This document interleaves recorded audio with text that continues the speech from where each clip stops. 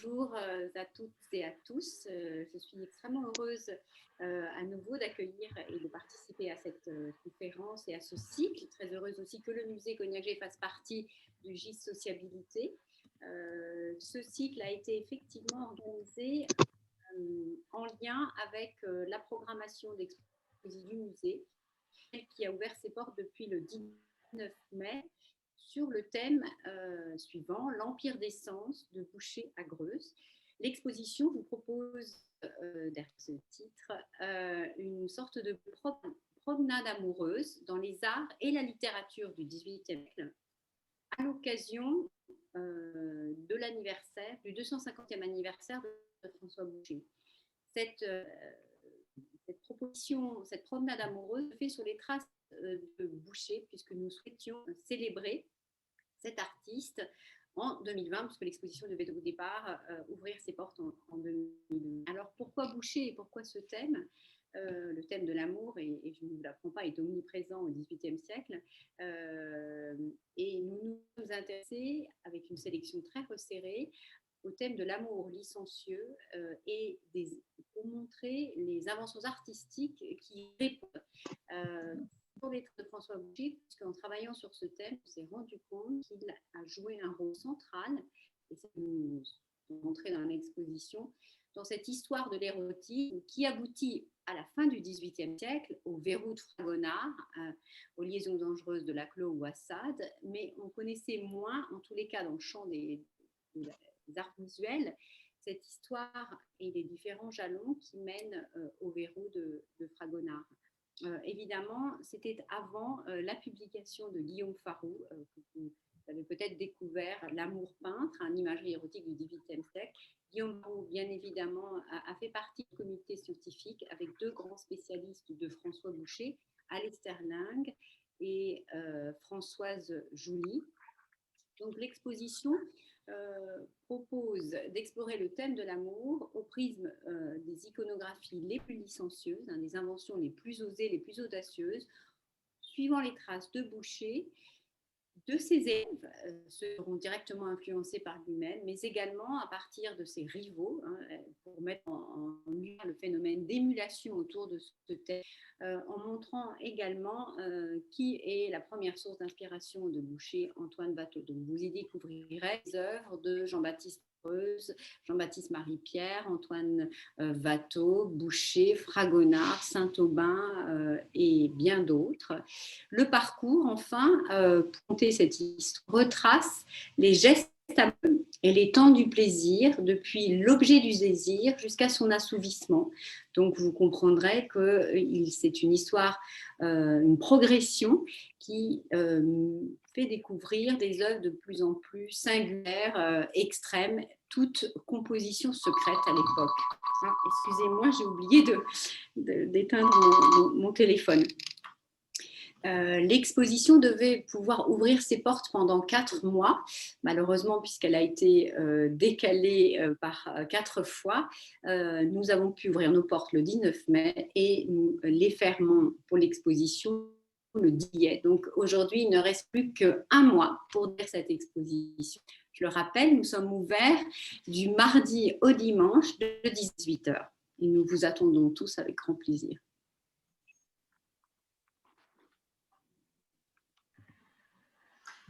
Alors, je vais tout de suite te laisser à nouveau présenter. Peut-être, alors je vais essayer de partager l'image qui va faire l'objet d'un petit commentaire par Annick Lemoine.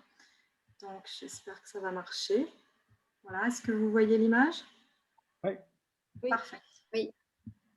Alors, ce que je vais juste demander de point de vue technique à tous les participants qui n'interviennent pas, qui ne sont pas prévus d'intervenir dans cette séance, de fermer bien leur micro et leur caméra. Également, autre chose, pour poser des questions, si vous avez des questions au fil de la conférence, je vous invite à l'inscrire dans le chat et à mettre juste « j'ai une question ». Et nous vous donnerons la parole à la fin de l'intervention de Monsieur Delon. Voilà, merci beaucoup. Annick. Alors en fait, Cette petite présentation, ce focus devait avoir lieu devant les œuvres. Et ce que nous souhaitions, c'était, puisque nous espérions, nous avions l'ambition à l'époque de pouvoir accueillir Monsieur Delon au musée et vous tous dans les combles de l'hôtel Delon qui abrite le musée Cognac-G. L'ambition était donc de pouvoir se réunir tous autour d'une œuvre clé qui puisse un petit peu dialoguer ou mettre en lumière, introduire la conférence. Ça n'est plus le cas aujourd'hui, c'est impossible. Par ailleurs, il n'y a pas vraiment de jardin dans nos expositions. Il y a surtout chez Boucher des verdures. Hein. Il utilise, et là c'est un des ressorts utilisés par l'artiste, il va utiliser des décors de verdure pour mettre en scène et célébrer le corps de la femme et ses chairs nacrées, mais c'est résiduel puisque nous n'avons pas sélectionné dans l'exposition d'œuvres montrant le jardin comme un lieu de libertinage. Alors je me suis dit que ce qui pouvait juste être intéressant, c'est de poser cette question des œuvres que nous présentons dans l'exposition, pour qui sont-elles destinées et pour quel lieu étaient-elles destinées.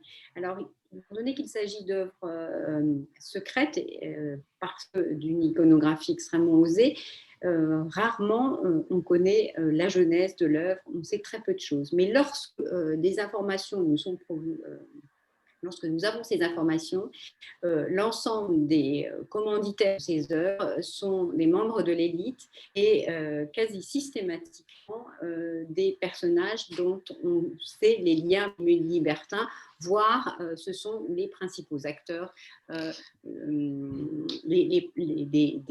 libertins éminemment célèbres qui, pour certains, ont régulièrement défrayé la chronique parisienne. C'était le cas, souvenez-vous, commanditaire très probable de l'odalisque Brûle, dont on a parlé lors de la dernière séance.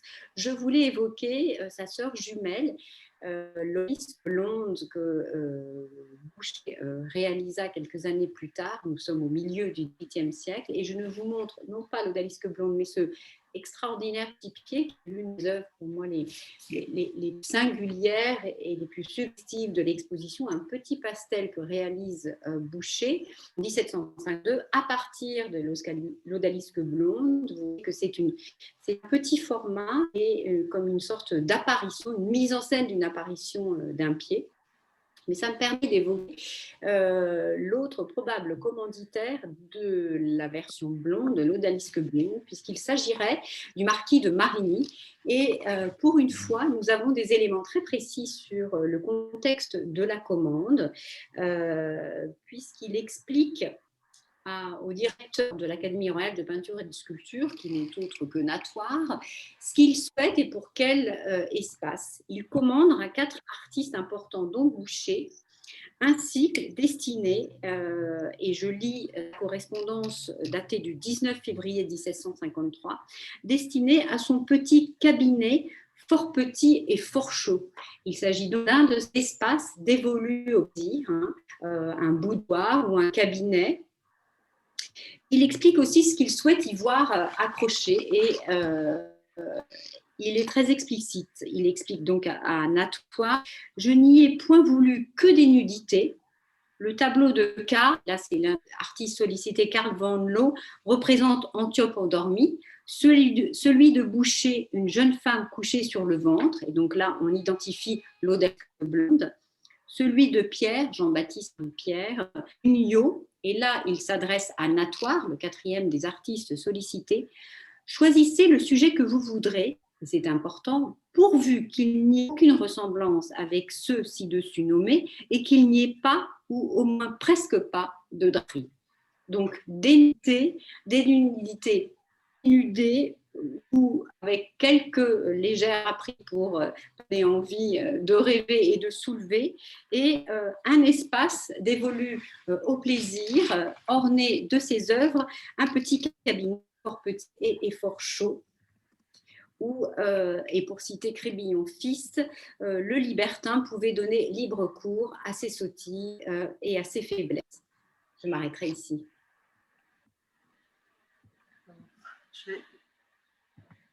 J'arrête juste le partage pour pouvoir reprendre la main. Je vais laisser dès à présent la parole à Véronique Léonard-Roch, qui est professeure de littérature générale et comparée à l'UBO Brest, l'Université de Bretagne occidentale, et qui est membre du GIS Sociabilité et participe au projet Digitense.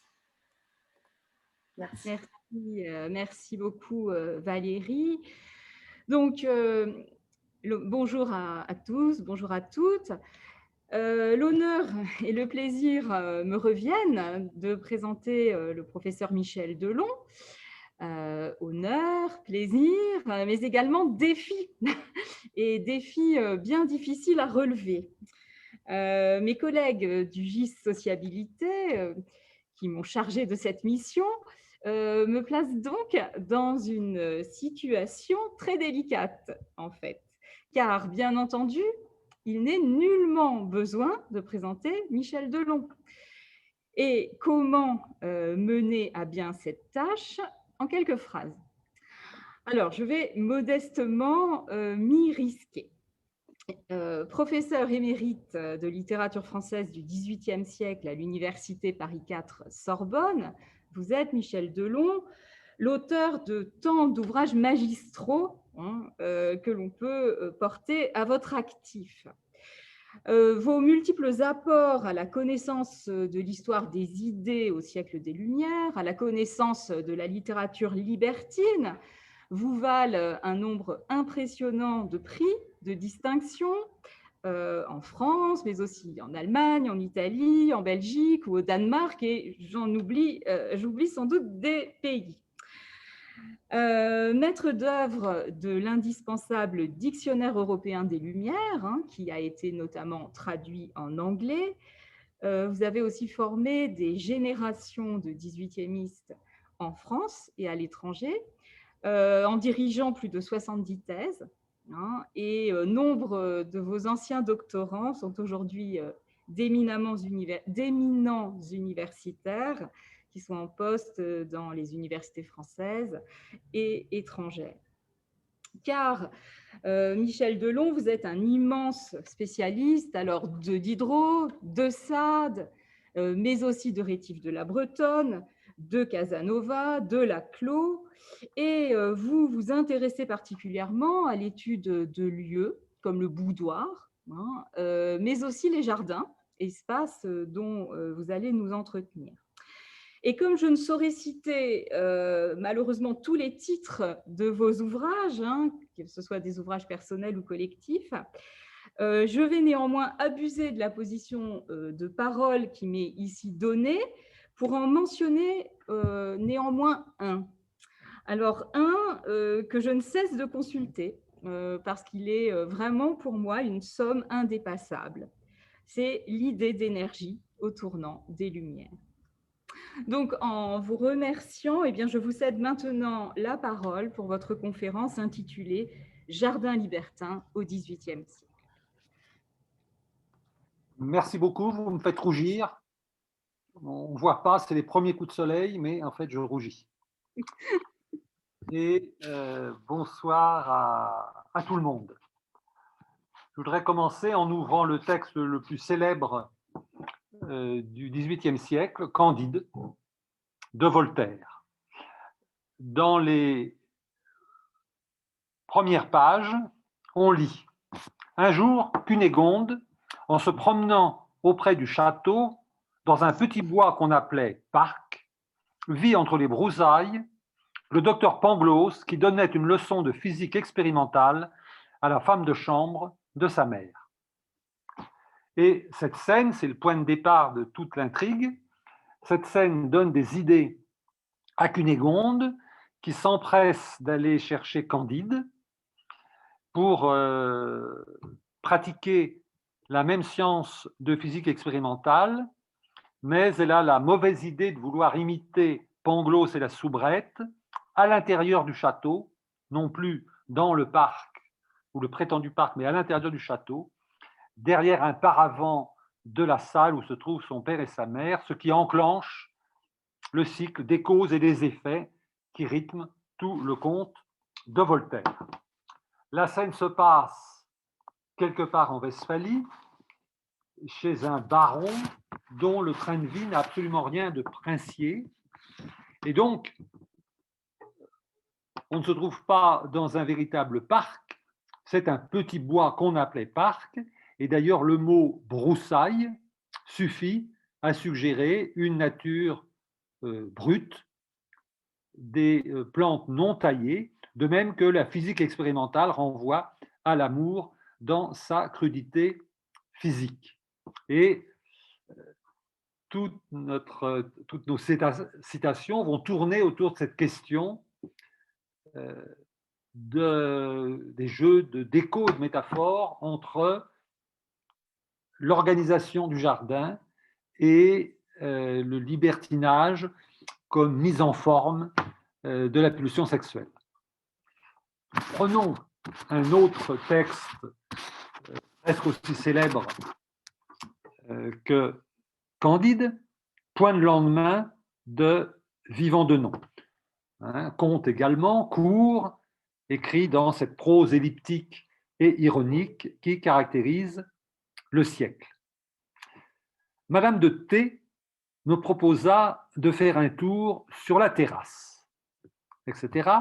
Le château ainsi que les jardins, appuyés contre une montagne, descendaient en terrasse jusque sur les rives de la Seine, et ces sinuosités multipliées formaient de petites îles agrestes et pittoresques qui variaient les tableaux et augmentaient le charme de ce beau lieu.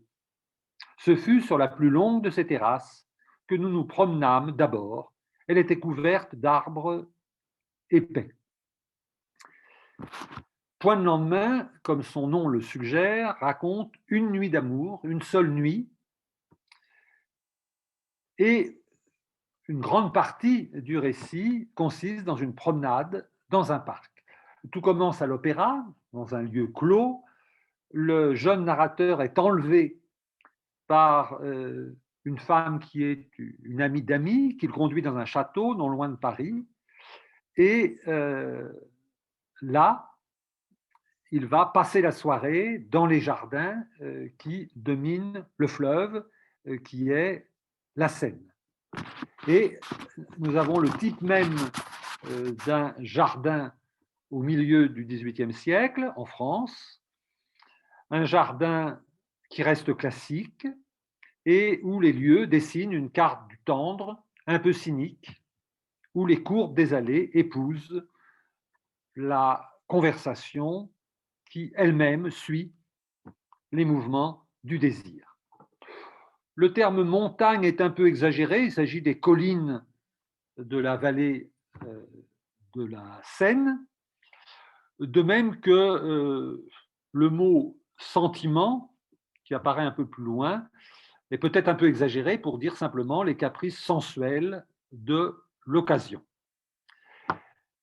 Les terrasses, alors on a d'abord terrasse au singulier, puis terrasse au pluriel, parce que je crois, pour prendre l'image cinématographique, on a un travelling arrière, on est d'abord sur une terrasse au niveau du château, et puis progressivement, le couple se promène et le lecteur imagine des terrasses qui descendent jusqu'au fleuve.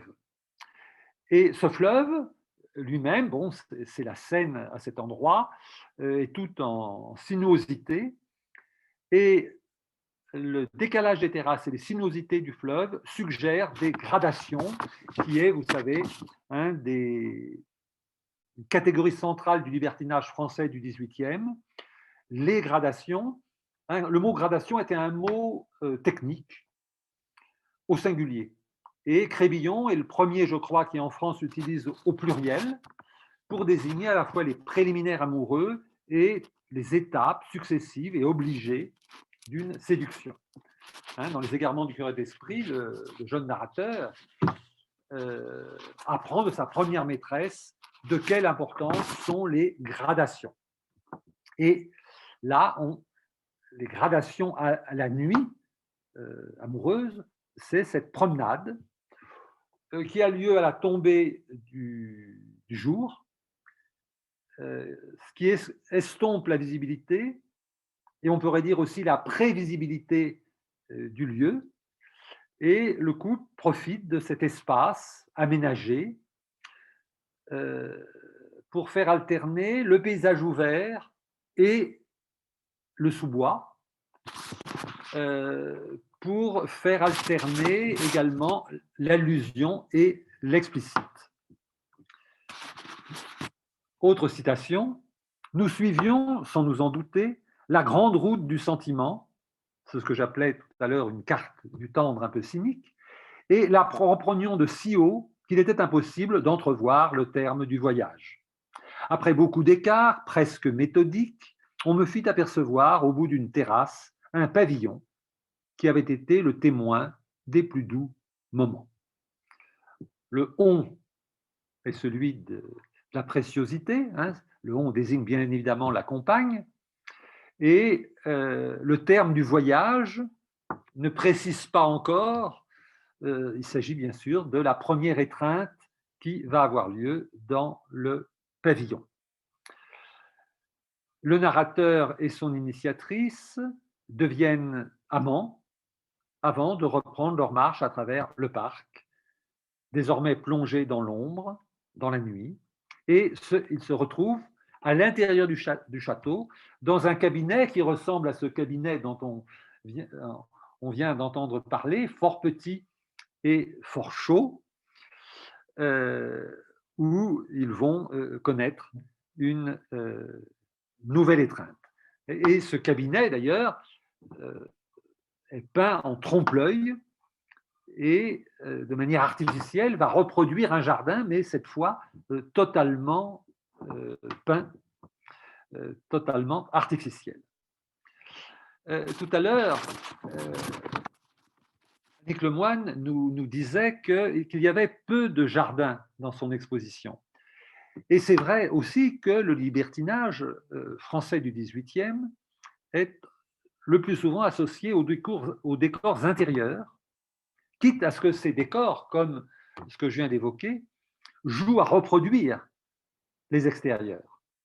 Hein, les boudoirs, les cabinets doivent être luxueux, raffinés, mettent en scène les inventions de l'art et de l'artisanat national de l'époque, mais et d'ailleurs souvent il y a des miroirs qui vont juste en face d'une fenêtre refléter les allées du parc. Et la vie mondaine est à cette époque ponctuée par les allées et venues entre les hôtels parisiens, comme le musée Cognac-Gers, entre cours et jardin, où les espaces verts sont forcément limités, même s'il y a un petit parc, et les châteaux, dont les parcs peuvent s'étendre et s'ouvrir au point de vue. Ce qui est le cas du château de Madame de T, où elle emmène son jeune amant. La campagne, c'est donc un lieu plus ouvert, c'est donc un lieu aussi où le poids des bienséances s'allège. Les vêtements peuvent être plus souples et libérer un peu les corps. D'ailleurs, c'est aussi une époque où les médecins recommandent la marche au grand air et les tenues moins corsetées. On abandonne les corps pour avoir des robes qui ne gênent pas la respiration et qui ne gênent pas non plus les débats.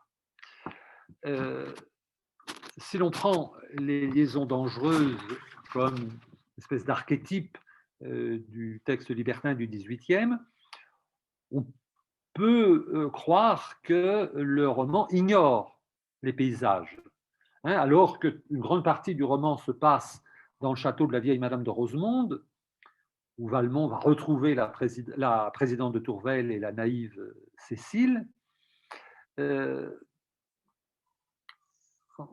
Laclos ne nous décrit, pour ainsi dire, jamais la campagne, sinon un moment pour aller ostensiblement faire la charité à des paysans. Mais s'il efface les allées, les parterres, les bosquets, il retient uniquement un détail du parc qui va avoir valeur de métaphore. Hein, il raconte à Madame de Merteuil qu'il a dirigé la promenade de la présidente de Tourvel de manière qu'il s'est trouvé un fossé à franchir, et quoique fort leste, elle est encore plus timide, vous jugez qu'une prude craint de sauter le fossé. Il a fallu se confier à moi, j'ai tenu dans mes bras cette femme modeste. Hein, on imagine que ce fossé, c'est la limite du parc avant d'entrer dans la campagne. Et d'ailleurs, Madame de Tourvel va fuir ce château au milieu de la campagne, croire pouvoir trouver un refuge dans son hôtel parisien, mais c'est là où elle va finir par se donner à Valmont sur une ottomane. Les parcs réservent en effet des recoins, comme les petits cabinets fort petits et fort chauds, pour abriter les amours d'un soir ou d'une saison. Bosquet donc, ou grotte, ou labyrinthe. Le bosquet, la grotte, le labyrinthe de verdure appartiennent au décor de tous les grands jardins depuis la Renaissance, depuis les jardins italiens, mais on peut les retrouver dans les nouveaux jardins à la mode dans la deuxième moitié du XVIIIe, les jardins à l'anglaise. Exemple d'une scène où le libertinage n'est pas très raffiné, dans Thémidore, où mon histoire est celle de ma maîtresse, de Godard d'Aucourt, le héros se contente d'un bosquet pour une passade avec une villageoise, je le cite, « C'était dans une allée d'un bosquet extrêmement couvert. Là, pourrais-je vous dire, le lierre amoureux s'unissait à l'ormeau, là une jeune vigne tapissait des murs de tilleuls et de sycomores, on y entendait le murmure d'une onde argentée et les concerts des oiseaux qui soupiraient leur prendre souci. Je pourrais charger ce tableau et vous répéter toutes ces descriptions usées que les poètes se donnent de main en main. » Donc là, on a un descriptif qui est un poncif. Pourrais-je vous dire, je pourrais charger, etc. Le romancier se moque de toutes les métaphores de la poésie amoureuse. Et en fait, la scène proprement amoureuse va être dans un style autrement expéditif et sans métaphore. Nous arrivons, l'herbe était grande, nous nous y jetons, et il y a quand même métaphore, c'est une métaphore météorologique. Le nuage se forme, le ciel s'obscurcit, le tonnerre gronde, il tombe, tout est consommé. Donc, on est dans un jardin, hein, et la pluie va représenter la consommation sexuelle. Là, le jardin n'a pas à déployer de ressources subtiles ou suggestives, donc il y a une pelouse, un rideau de verdure, et cela suffit. Les images poétiques, le lierre et l'ormeau, la jeune vigne, qui dans l'Antiquité, les vignes poussaient autour des arbres et non pas aujourd'hui en plein champ. Ces images poétiques vont se retrouver, enfin plutôt vont retrouver une actualité dans la deuxième moitié du XVIIIe siècle avec Rousseau, Les amours de Saint-Preux et de Julie dans la Nouvelle Héloïse et l'Élysée de Julie. Exemple, un grand lecteur de Rousseau, qui est Jean-Baptiste Louvet, hein, l'auteur de Faublas, et il utilise lui aussi l'image des plantes qui s'enlacent, et je crois qu'il n'y a plus d'ironie voltairienne comme dans Thémidore ou Mon histoire de Godard d'Aucourt. Faublas, vous savez, c'est un libertin à la fin du siècle, un libertin qui sait séduire mais qui ne sait pas rompre. Donc, sa vie est de plus en plus compliquée à essayer de gérer toutes ses maîtresses sans faire de peine à aucune. Et ce refus de leur faire la peine provoque des catastrophes avec le meurtre de l'une d'entre elles par son mari et une autre qui se jette dans la Seine, à Paris. Mais avant d'arriver à cette catastrophe finale, il est entraîné par une de ses maîtresses dans un jardin qu'elle a fait aménager à l'anglaise, à plus de 20 lieues de Paris, à 80 km. Les bocages sont tortueux et une liste de plantes sert de caution peut-être, d'authenticité à l'imitation de la Nouvelle-Héloïse. Un vrai zéphyr balançait mollement le feuillage du cèdre et du saule, de l'érable et du mélèze, du platane et de l'acacia. Je n'ai pas cherché à savoir si dans un même parc on pouvait avoir toutes ces essences les unes à côté des autres, mais je crois que c'est vraisemblable. Sur leurs branches, mariés et confondus, 1000 oiseaux chantaient le printemps et ses plaisirs. Un ruisseau, tout à l'heure rapide et maintenant ralenti dans son cours, caressait de son onde argentée les fleurs qui bordaient ses rives. Au fond d'un bosquet sombre, alors on voit l'écho avec le petit cabinet fort chaud et fort petit, sombre, que formaient le lilas et le rosier, le chèvrefeuille et l'aubépine, ensemble entrelacés, et était là une grotte mystérieuse, dernier asile de l'amour. Arbres épais en point de lendemain, bosquet de thémidor extrêmement couvert, et là on a donc ce bosquet sombre qui mène à la grotte où a lieu l'étreinte. Cette obscurité à la fois protège le couple et la pudeur du lecteur, puisque le romancier ne peut pas nous dire ce qui se passe dans la grotte. Et d'ailleurs, puisque tout à l'heure Annick Lemoine nous commentait le magnifique pastel du Petit Pied, on pense à une œuvre qui a eu une illustration qui a eu une grande importance au XVIIIe siècle, qui est la dernière estampe de Daphnis et Chloé, où Daphnis et Chloé sont dans une grotte et l'image le montre que leurs petits pieds, on a deux paires de pieds dont on comprend qu'ils correspondent à deux corps enlacés. Donc les plantes sont entrelacées et les corps sont enlacés. Ce qui est frappant quand on passe de Thémidore à Faublas, c'est qu'on a les mêmes éléments, mais avec une distance ironique dans un cas, et dans l'autre, je crois, une volonté de continuation des amours humaines et des amours végétales.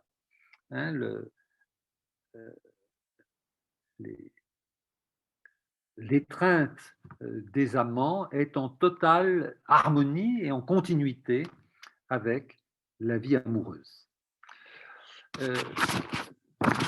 L'un des lieux de ces étreintes, c'est souvent le labyrinthe, qui est décrit comme un terme de jardinage par l'encyclopédie. Non pas le labyrinthe architecturé.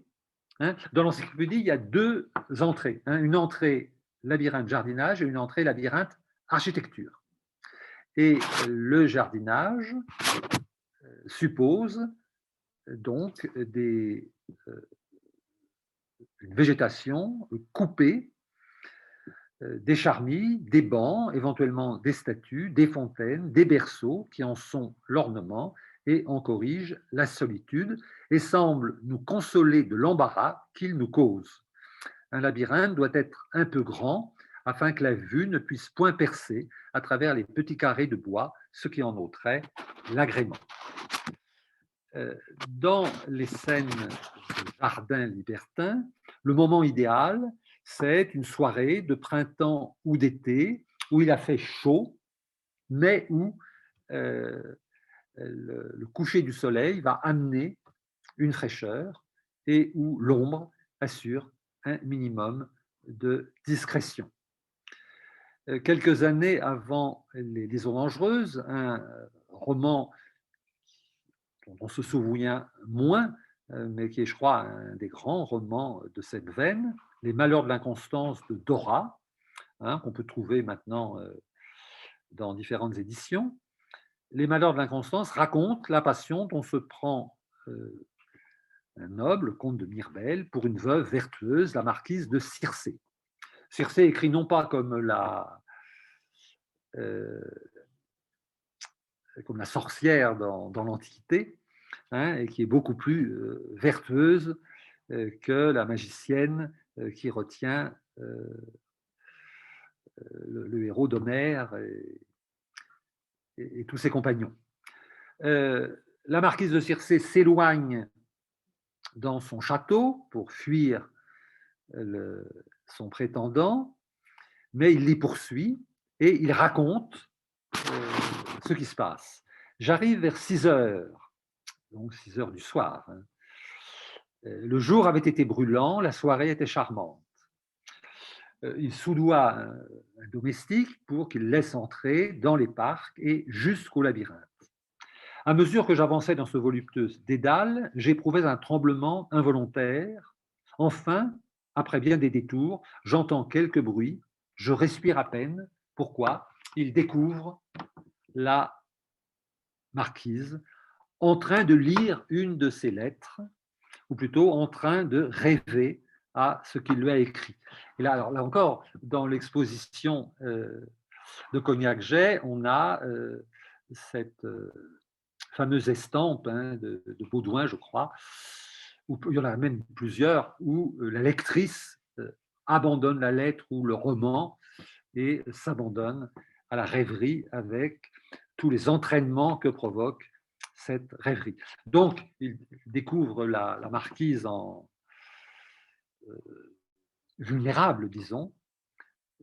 Voilà comme il commente cette vulnérabilité. Tout me favorisait, l'ombre commençait à descendre sur ce berceau mystérieux, j'étais passionné, je fus bientôt plus pressant.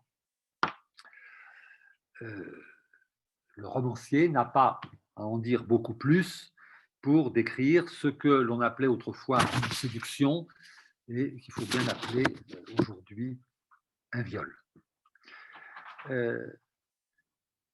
Le romancier nie les personnages, parce que les deux personnages vont raconter la scène aussitôt, on est dans un roman par lettres, et donc chacun va raconter à son confident ce qui s'est passé. Mais on n'a pas plus de détails sur les décors. Tout s'est passé trop vite, suivi d'ailleurs de la part de la marquise de pleurs et de regrets. Là, de ce point de vue, Nercia est encore assez proche de Laclos.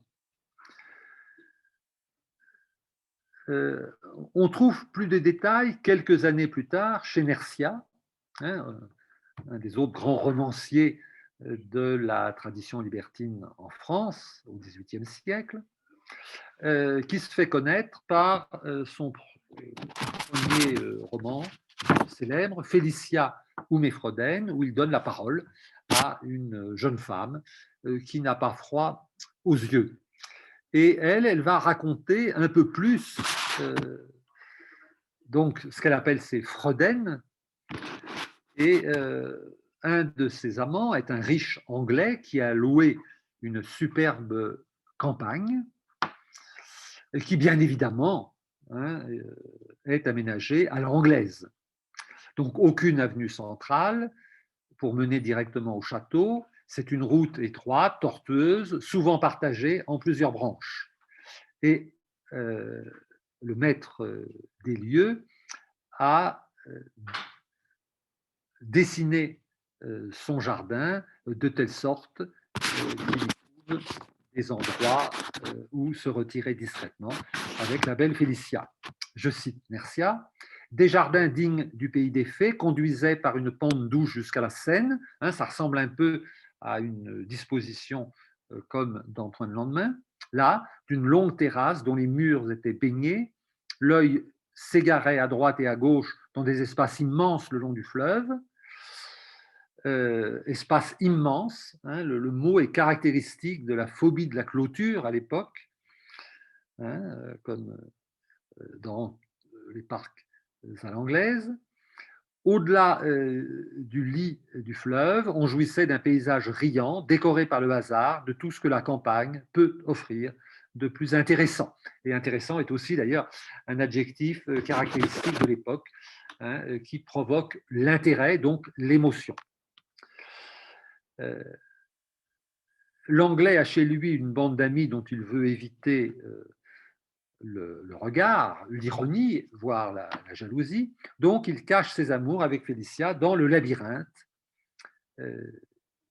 du parc, qui rappelle l'Élysée de Julie à Clarens, dans la nouvelle Héloïse. Et dans un cas comme dans l'autre, on a des oiseaux et une végétation qui semble croître sans connaître le ciseau des jardiniers.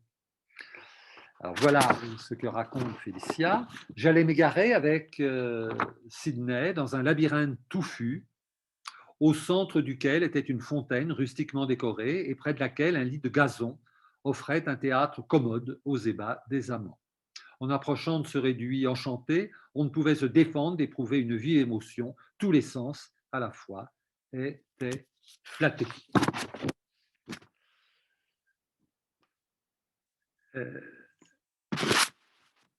Ce lieu, hein, qui rappelle la tradition du locus amoenus, donc, doit saturer d'émotions le visiteur, le promeneur ou les amants. Tout est fait pour la vue, pour l'ouïe, l'odeur et même avec le gazon pour le toucher, là où on va s'asseoir ou s'étendre. Le parc n'est plus simplement comme dans un parc à l'italienne ou à la française, la création d'un architecte. Le parc redevient un périmètre de flore, de faune, un bain de nature où l'on va se ressourcer. Je cite encore Nercia qui parle par la bouche de Félicia. Hein, d'ailleurs, l'héroïne a un nom qui assonne avec celui du romancier. La fleur d'orange, le jasmin, le chèvrefeuille, prodigués avec l'apparence du désordre.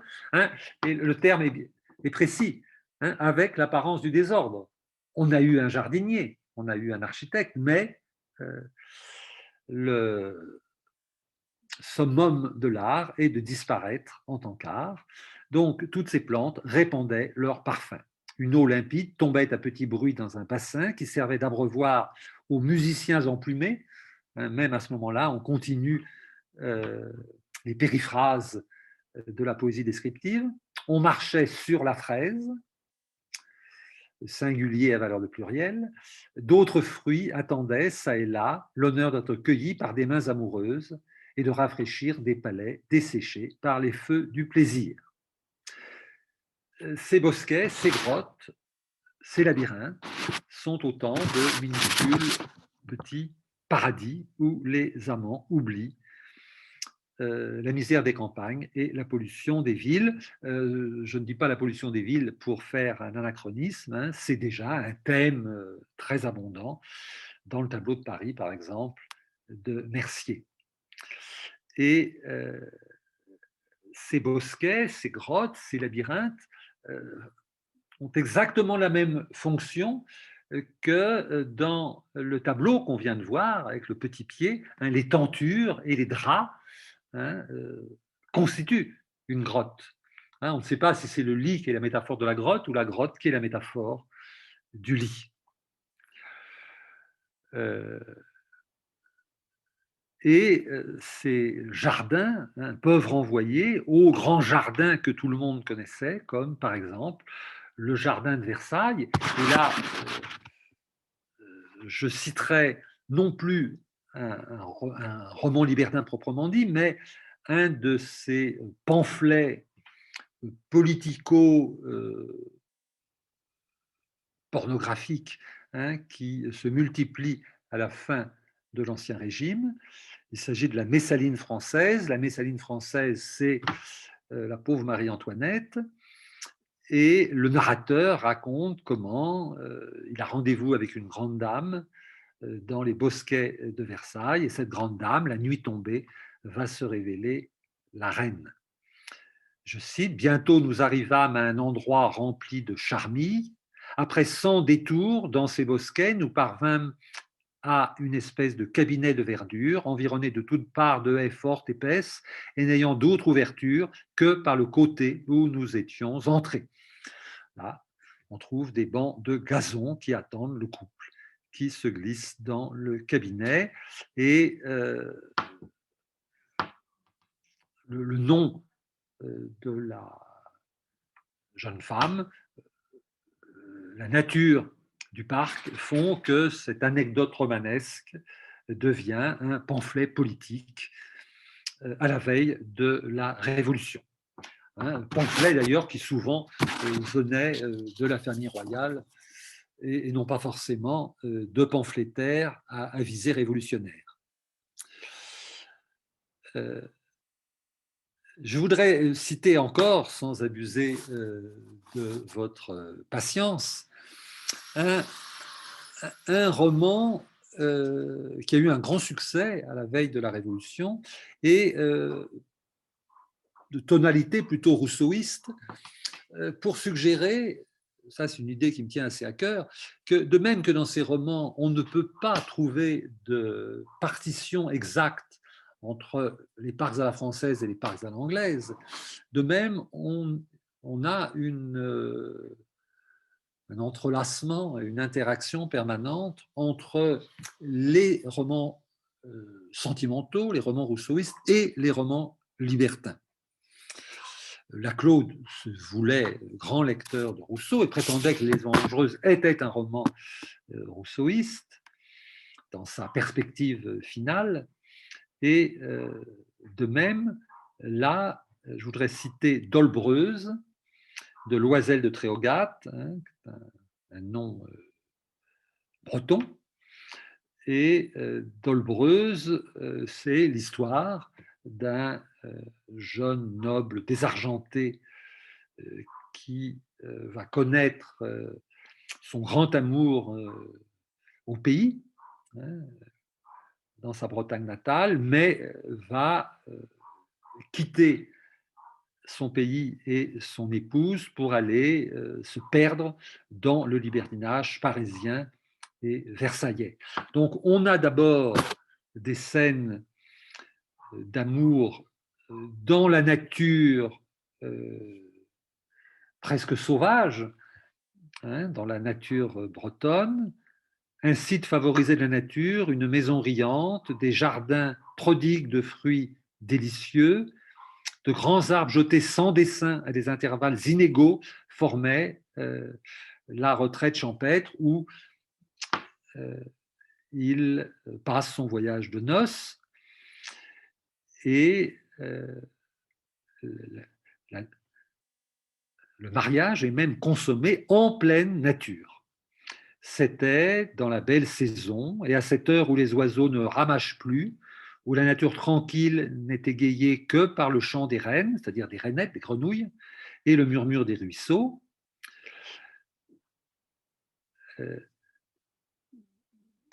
J'aurais tendance à dire que ces grenouilles, d'ailleurs, sont la petite touche de vérité dans un tableau qui, sinon, pourrait être un tableau de n'importe quel roman libertin. Le parfum du baume citronné de la tormentille, la potentille et du serpolet, que des zéphyrs promenaient, dispersaient dans les airs, portait une flamme inconnue dans les veines des deux époux, donc qui s'éloignent, entrent dans une prairie où l'herbe a été fauchée et mise en meule. C'est l'époque aussi où il y a toute une littérature autour de l'odeur du foin, de l'herbe fauchée. Il y a de très belles pages d'Alain Corbin sur cette odeur de la fenaison. Et c'est là, donc, où il sème dans une totale continuité avec la nature. Mais, je vous l'annonçais, le héros, Dolbreuse, croit devoir aller à Versailles pour faire carrière et il va s'y perdre et connaître des jardins artificiels, et là, à proprement parler, des jardins libertins, puisqu'il va vouloir séduire une autre jeune épouse, et pour cela, il loue un parc. Je cite la description. Il y avait dans les environs de Paris, sur les bords de la Seine, là encore, on a toujours la même topographie, une délicieuse maison de campagne consacrée uniquement à des parties fines et qu'on était dans l'usage de louer fort chèrement à ceux qui voulaient y passer quelques jours avec leur maîtresse. Vous voyez comment, dans ce récit sentimental, la même topographie, je disais, mais partie fine, on est dans un autre vocabulaire, de louer fort cher, et c'est la critique de ce type de lieu. Cette maison de campagne que j'avais pris soin d'embellir offrait en la voyant l'idée du palais d'Armide ou de la retraite magique de quelques génies. En plus, il y a un orchestre qui est caché derrière les arbres, une collation préparée dans un pavillon, et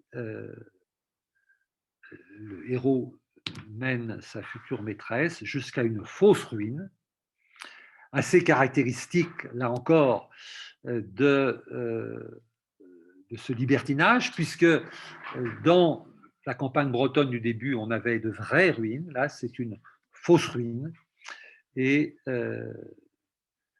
il séduit une jeune femme, ce qui entraîne le duel. Il va tuer le mari et il faudra venir pour expier tous ses péchés, mais il va être pardonné par sa femme et connaître à nouveau des scènes d'amour véritables dans de véritables bosquets, par opposition à ce jardin qui n'est que du commerce, que du jardinage artificiel et du commerce. Mais, donc j'ai cité toute une série de romans, toute une série de romanciers, mais en ces temps d'aujourd'hui, je m'attends à quelqu'un ou quelqu'une qui me dise il n'y a pas beaucoup de romancières. Eh bien si, il y a une grande romancière, qui peut-être Lydia Vasquez, qui est parmi nous, là, pourrait nous en parler, qui est peut-être la première grande romancière érotique en France, Félicité de Choiseul-Meuse, qui est même un grand patronyme dans l'aristocratie française, et dans un roman de 1808 qui s'intitule Amélie de Saint-Phar ou la fatale erreur, elle va reprendre la scène du bosquet et la question de la sincérité des étreintes. Donc, les jeunes amants ont laissé la famille et les amis se promener, ils s'écartent, ils sont encore assez innocents, donc ils se laissent porter un peu par leur désir et par le décor. Ils arrivent dans un bosquet touffu, banc de gazon, bien évidemment. Ils s'asseyent, ils vont s'aimer au sens le plus physique du terme, lorsqu'une rivale intervient pour empêcher cette étreinte. Et les jeunes gens vont donc, comme dans le modèle de Crébillon, connaître chacun de leur côté une initiation plus ou moins frelatée pour se retrouver au dénouement. Et la parenthèse de sentiments vrais trouve sa métaphore dans un jardin dont on ne sait là si la description comporte encore un peu d'ironie et de stéréotypes. L'air était embaumé par les arbustes qui formaient le berceau. De belles grappes d'or se balançaient mollement, agitées par un doux zéphyr. Donc, de belles grappes d'or, c'est donc le raisin, hein, et des oiseaux voltigeaient de branche en branche, chantant le plaisir et donnant l'envie de mieux faire. Et d'ailleurs, peut-être que la question que je pose, y a-t-il de l'ironie, est une fausse question.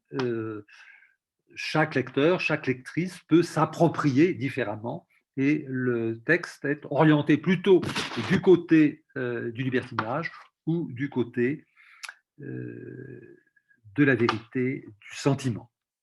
On pourrait multiplier ainsi les romans qui ouvrent à leurs personnages l'espace de parc où dérouler des conversations qui sont des préliminaires à des scènes amoureuses pour lesquelles le romancier va désigner un recoin d'ombre où se concluent les palabres. Les labyrinthes des jardins à la française étaient l'image des jeux du désir et de la pudeur, où on voit puis l'on se dérobe. La végétation des jardins à l'anglaise se déploie avec une impression de liberté qui invite à plus d'audace ou d'alanguissement. Et c'est ainsi que la postérité a gardé le souvenir d'un XVIIIe siècle libertin où les phrases de Point de Lendemain se superposent avec les bergeries de Boucher, donc elles ont été évoquées, où la verdure donne plutôt l'impression d'un décor d'opéra comique ou de comédie. Puis la végétation pousse, devient plus abondante et on arrive aux fêtes galantes de Fragonard. Entre-temps, il aurait fallu au début citer les fêtes galantes de Watteau, où le parc commence simplement à devenir campagne et on ne sait plus très bien où on en est, où s'arrête le parc, où commence la campagne, où est-on avec des aristocrates qui se déguisent en paysans, ou bien des comédiens qui jouent aux aristocrates. On ne sait pas. En tout cas, les balançoires, les scènes de Colin Maillard servent de métaphore aux jeux amoureux.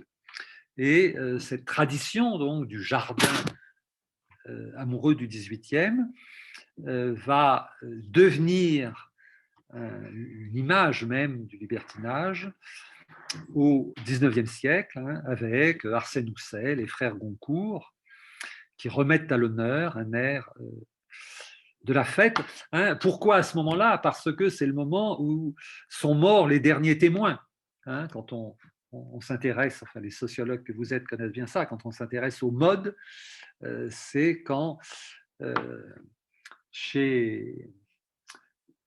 dans Madame Bovary, on a le vieil amant de je ne sais quelle grande dame de Versailles, donc, qui est un vieillard hors d'âge. Et donc, ça veut dire que le libertinage du XVIIIe siècle est en train de devenir mythique. Donc, on réédite la littérature libertine, on fait monter la cote de Watteau et de Fragonard, et va naître ce qui s'appelle, à la toute fin, au tournant du 19e et du 20e, l'Art Nouveau, qui est une espèce de surgeon du rococo. Et en 1902, René Boilev, qui maintenant est bien oublié, mais qui se laisse lire, il a fait sensation en publiant La leçon d'amour dans un parc, où une jeune marquise hérite un magnifique domaine qui descend non pas jusqu'à la Seine, mais là jusqu'à la Loire.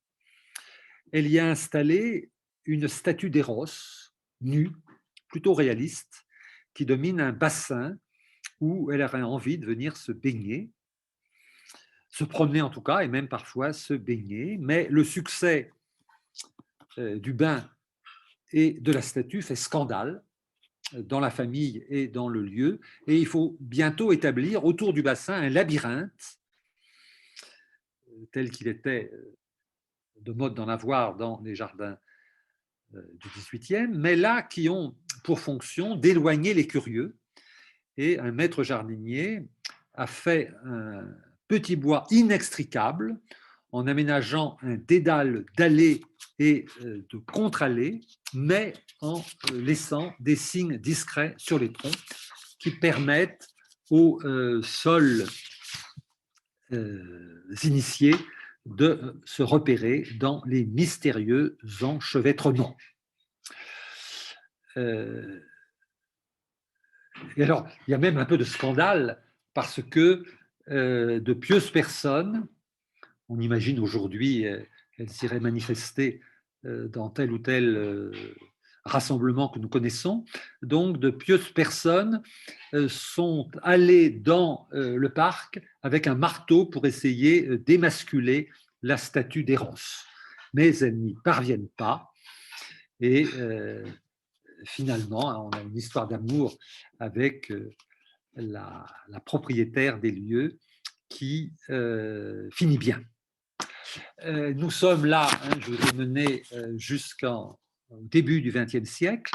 C'est le moment où le mot anglais flirt finit par supplanter flirtation et flirtage qu'on trouve et qui ont disparu. Et ce qui est triste d'ailleurs parce que cela fait oublier le beau mot de fleureter qui marquait la parenté du libertinage et du jardinage. Je vous remercie.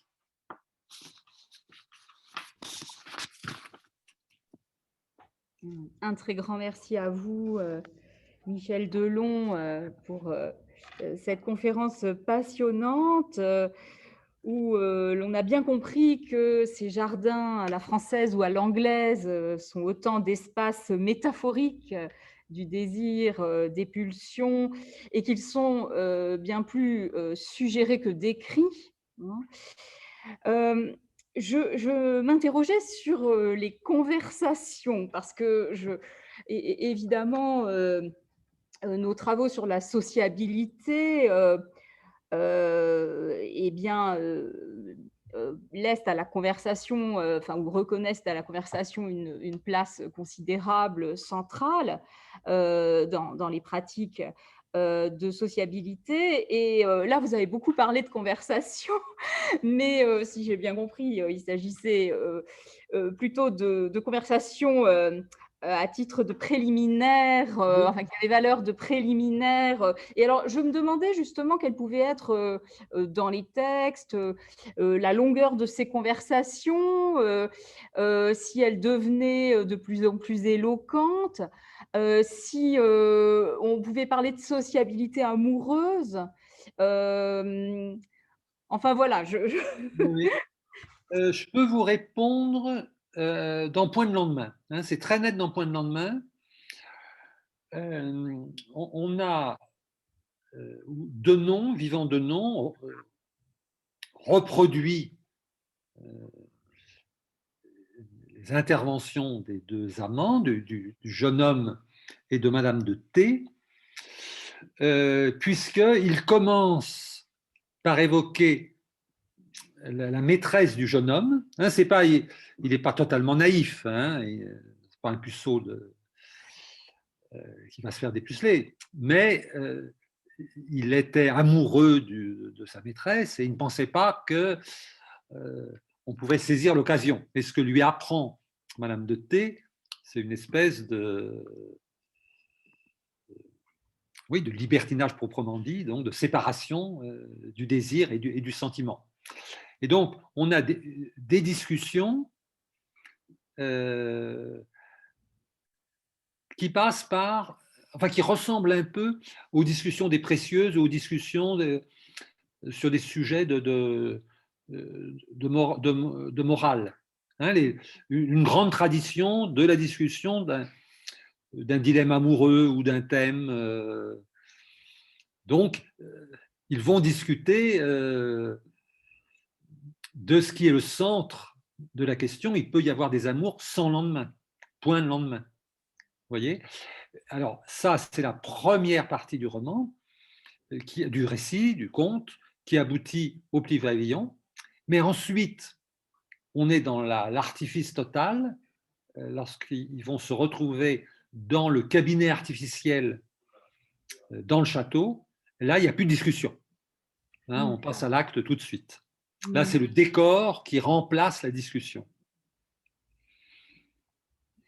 Merci beaucoup. Je crois que Lydia Vasquez a une question et je lui passe bien sûr très volontiers la parole. Merci, bonjour Michel. Bonjour Lydia. Je suis heureuse de t'entendre et de te voir. Bon, par allusion, je ne voudrais pas parler de Félicité Choiseul, mais par contre, je voudrais te demander, tu as parlé à un moment de côté cour, côté jardin. Oui. Il n'y avait pas beaucoup de théâtre dans ce que, ouais, en général, il n'y a pas beaucoup de théâtre dans tout ce que nous racontons sur les jardins au XVIIIe siècle. Et pourtant, il me semble que chez Marivaux, dans La Dispute, il y a un jardin qui est très important et qui est un jardin qui pourrait venir du Paradis perdu de Milton et qui serait entre, voilà, c'est le jardin qui éveille le désir. Et je trouve que c'est passionnant cette idée, enfin, ce jardin du XVIIIe siècle entre très réaliste d'un côté et très utopique, très éden de l'autre. Tout le monde va autoriser le little private joke entre nous. Regarde ce que j'étais en train de lire sans savoir que tu serais là. Hein. C'est vrai que je dis ça. Oui, mais tu sais, tout à l'heure, on a évoqué Boucher. La plupart des peintres qui peignent des scènes libertines ont fait aussi du décor d'opéra comique. Alors, La Dispute de Marivaux n'est pas un opéra comique, mais ça ressemble un peu à toute une série de scènes. Ce qu'il y a, c'est que le théâtre tel qu'il est pratiqué dans les âges classiques permet plus difficilement de montrer le labyrinthe. Tu vois ce que je veux dire? Le labyrinthe, il doit être raconté plus que montré. Mais l'exemple typique de buissons qui vont vers le labyrinthe, c'est la fin du mariage de Figaro. Aussi, oui. Hein, où on ne sait plus. Donc, c'est un soir d'été, il y a de l'orage, oui. L'ombre est tombée. Et alors là, c'est typiquement movidesque et almodovaresque, puisque, à part peut-être la comtesse, personne ne contrôle plus rien. Il y a des gifles et des baisers, et les baisers tombent toujours sur ce qui n'est pas prévu. Hein? Donc, alors que les premiers actes ont lieu à l'intérieur du château d'Aguas Frescas, on est en Espagne, bien sûr, hein, dans le château d'Aguas Frescas, et la fin, l'espèce d'explosion des désirs et des gestes pulsionnels ne peut plus être à l'intérieur, mais c'est à l'extérieur. On ne sait plus. Alors, Suzanne est déguisée en comtesse, le jeune chérubin est déguisé en paysanne. Donc là, on a un moment totalement fou, oui. Hein, qui correspondrait à ce que tu suggères. Très bien, oui, oui. Oui, oui, bon marché, tout à fait, oui, oui. Très bien, parfait. Alors, je me permets d'intervenir, merci. Nous avions une question dans le chat. Au revoir Marc-André, on a un ami québécois qui vient de partir. Ah d'accord. Une question d'une collègue de Brest. Alors je sais, bon, elle semble avoir des petits problèmes de micro, donc je vais la poser de sa part. Le breton de Brest, hein, j'avais cité l'oiselle de Tréogat. Ah voilà. Donc écoutez, il s'agit de Pune Moshiri, qui est maître de conférence à l'UBO et qui est comparatiste et qui travaille sur le XVIe siècle et qui avait une question justement en lien avec la question sur la conversation. Elle se demandait si dans ces jardins, l'on devisait d'amour, comme c'est le cas dans certains recueils descriptifs de la Renaissance qui sont consacrés à la promenade dans les jardins. Donc est-ce qu'on a Oui. ces discours et ces conversations sur l'amour Là, oui, oui. voilà. Je crois qu'il y a continuité. Hein, c'est comme les questions au XVIIe. Lydia et moi, nous avions une amie, Lola Jiménez, qui avait travaillé sur ces conversations, 17e, 18e. Alors, ce qu'il y a, c'est que dans les romans, les grands débats contradictoires, hein, vaut-il mieux qu'un amant soit inconstant ou infidèle, hein, toute l'opposition entre l'infidélité et l'inconstance, l'infidélité étant ponctuelle et l'inconstance étant répétée. Alors bon, c'était le type même du dilemme et de la discussion. Là, ça devient simplement quelques phrases. Hein, c'est moins développé que dans les discussions de la Renaissance ou du XVIIe, je crois. Très bien. J'avais une petite question, en fait, vous avez mentionné au tout début la différence entre, bien sûr, les lieux extérieurs et intérieurs, donc le jardin qui est même représenté quelquefois dans des lieux intérieurs. Je me demandais s'il y avait une différence dans les gestes ou les formes du libertinage qu'on se trouve à l'intérieur ou à l'extérieur. Est-ce que la sociabilité amoureuse ou voilà, comment est-ce qu'on peut et comment est-ce qu'on retrouve dans la littérature cette différence de représentation et de description? Alors, bon, on est dans la fiction, hein, Oui, bien sûr. dans la représentation. J'ai suggéré ça à un moment, la grande différence, c'est la météorologie. Quand on est dehors, il peut pleuvoir. Hein, et donc, il y a toutes les scènes. Donc, je ne les ai pas évoquées, mais on les trouve en particulier plutôt chez Casanova. Toutes les scènes où la séduction, voire le viol, vont avoir lieu parce qu'il pleut, il y a de l'orage, et selon le stéréotype, la jeune femme a peur. Et son voisin en profite et en abuse.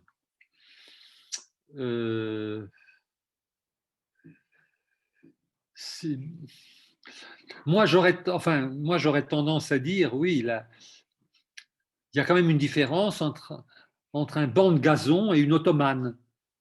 Mais peut-être que, voilà, je trouve que l'un est plus confortable que l'autre. Mais dans les romans, on ne le dit pas tellement. Vous voyez? Non, oui. Parce que je pensais aux codes sociaux, enfin bon, on a vu enfin, je n'ai pas encore vu l'exposition, mais on a cette idée de l'observateur caché qui peut être témoin d'une scène amoureuse. Ah oui. Il y avait le trou de la serrure. Oui. Bon, dans le jardin, on peut voir à travers un bosquet. Donc, est-ce que effectivement les codes, les gestes sont différents dans un boudoir, dans un jardin voilà. Non, le voyeurisme est, je crois, le même à l'intérieur et à l'extérieur. Il peut toujours y avoir quelqu'un derrière le bosquet, derrière le rideau de charmille, ou bien c'est un boudoir avec un œil, comme dans le casine, le fameux casine vénitien décrit par Casanova dans l'histoire de ma vie, qui est en fait le casine loué par l'abbé de Bernis, ambassadeur du roi de France auprès de la République sérénissime. Hein, donc, je crois qu'il là, il n'y a pas de... Il n'y a pas de différence. La seule différence, c'est que dans la campagne, il y a les paysannes. Or, ce libertinage est totalement hiérarchisé, c'est-à-dire qu'on peut voler une paysanne, ça ne pose aucun problème pour personne. Hein, je dis ça sans vouloir être provocant, alors que avec les grandes dames, il y a quelques ménagements à observer. Merci beaucoup. Est-ce que Lydia Vasquez veut poser une question?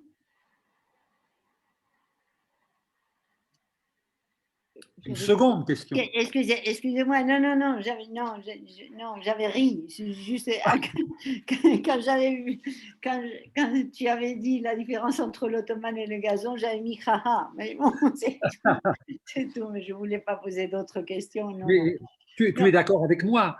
Mais tout à fait, tout à fait. Est-ce que c'est parce que nous vieillissons que les pierres, quand même, des fois dans le gazon, Eh bien oui. voilà, Eh on oui. est d'accord. Non, mais je suis d'accord aussi pour dire qu'il n'y a pas de différence, tellement de différence entre la séduction à l'intérieur et la séduction à l'extérieur.